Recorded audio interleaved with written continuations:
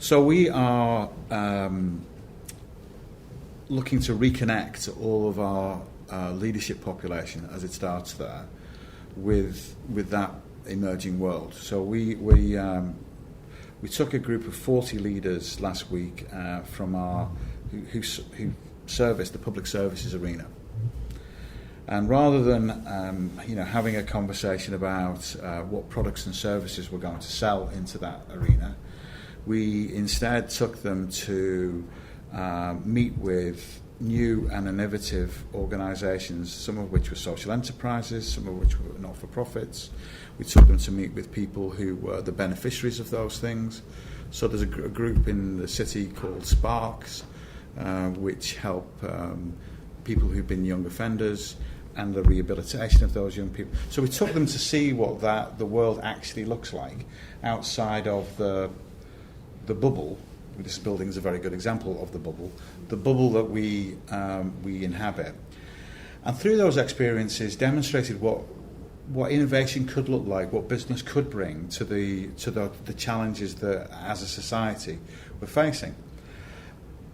As a group, they then came back together having reflected on those experiences and have determined that rather than running the kind of normal type of the services that we can offer into the public sector, they're going to host a large-scale summit and really look at what is the future of public services and how they might be transformed and what might that look like with all parties involved in that conversation. Now, we can do that because we've got tremendous convening power with the connections that we have. But I think it just demonstrates, but once you open people up to seeing that the world out there is actually their world and their role as leaders is not just in the context of their organisations but in a broader context, you switch people on. So this isn't just a graduate issue. This is an opportunity, I think, around all of business to help people find a greater degree of meaning in their lives and in their roles. We spent some time talking not only to graduates but apprentices about what they're looking for career-wise. Guess what? It's not just the money. It's about the CSR. What are you doing with the climate changes, etc., in the world? What are your flexible working arrangements? Because we don't want a 9 to 5. Guess what? We're not a long hours culture, but everybody thinks we are. They want to know, can they come in later and work later in the evening? It's a global career. Perhaps they could adapt their working arrangements to global different time zones. But also, fascinatingly, what are you going to do to keep developing me career-wise? Not necessarily academic qualifications, but as a person, as a individual, personally and professionally. Money was number 4 on the list. All right, those were the top 3. So it's not just good enough for us to look at how we source those people. We have to think about how we then develop them, how we reward them, and how we retain them longer term. And actually say, come and look at the Lloyd's market. It's fascinating. You do need sometimes to have a qualification in engineering, maths, science, etc. to look at the particular line of business. But what a great way to combine a technical career with a business stroke insurance sector as well. So we just started this year. I was sharing earlier that we're looking for 40 graduates this year. Within the corporation is 1,000 people, so we're not large. Everyone thinks we are, but we're not. It's the market that's large with lots of different companies. We've totally changed the way we're branding, recruiting, social media usage, and we've got 2,500 applicants, and we haven't shut the doors yet. The answer builds on an awful lot of what we've heard today.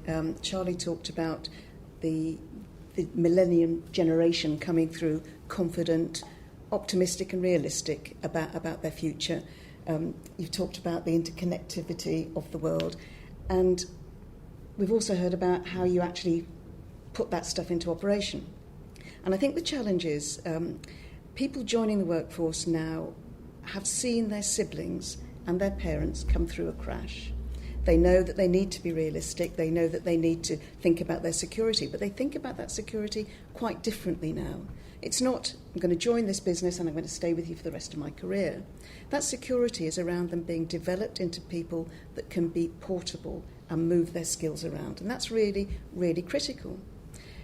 that agility for people to nip in and out of maybe an entrepreneurial organisation and then go somewhere else is really valued. But what is critically valued is that the benefits that are offered are individualised. It's not enough to have a blanket approach to graduates or to this generation. They're brought up in a socially networking age where all the communications they receive are selected, self-selected. They're not open to hearing about everything that's going on in the world. They choose what they allow in. So that individualisation of their communication needs to be reflected in the benefits that you offer. What they value is what they will respond to. So nowadays organisations can't really say one size fits all, we have a great benefits package, because it's not about the cost of the benefit, it's the value to the individual. And what that also says is when we talk about, I think we heard earlier about people being job ready and being aware of skills and people needing development. And Annette's mentioned that everybody wants development. It's something that a destination employer offers. There's a sort of a counterside to this, because I, as a young employee, have only ever allowed in the feedback, the communications that I want to hear. It's going to be quite difficult for me to take a message that I'm not really receptive to.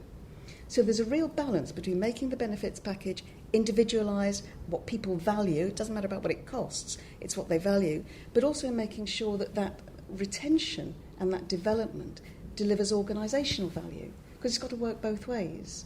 Organisations have to create the value that keeps the economy going, that keeps the world going, that offers people jobs. So there's a real complexity to managing this system now. It is a system of interdependencies that we all need to work with.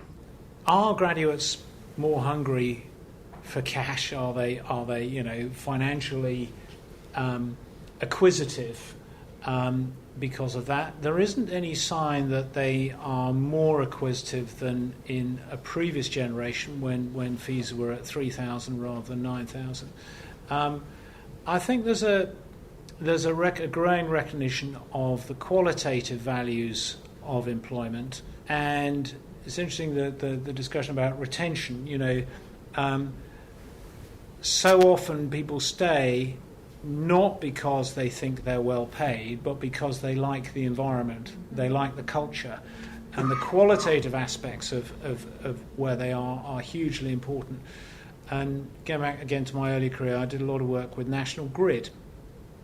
And there are a lot of very, very sophisticated engineers at National Grid, and they had very high retention levels. In fact, slightly too high. One of the things they were trying to do was to get more staff turnover, because people spend 30 years at National Grid, and they didn't feel they were getting new blood in as much as they wanted. And one reason that those very talented engineers stayed there was because they fitted exactly with the culture. It was an environment and an atmosphere that they were comfortable with, and there's a lot to be said for that kind of fit and that kind of continuity. You can get to the point where you're continually hiring in your own image and you don't get sufficient new blood, but I think the retention for non-financial reasons, the retention for qualitative reasons is a very powerful force.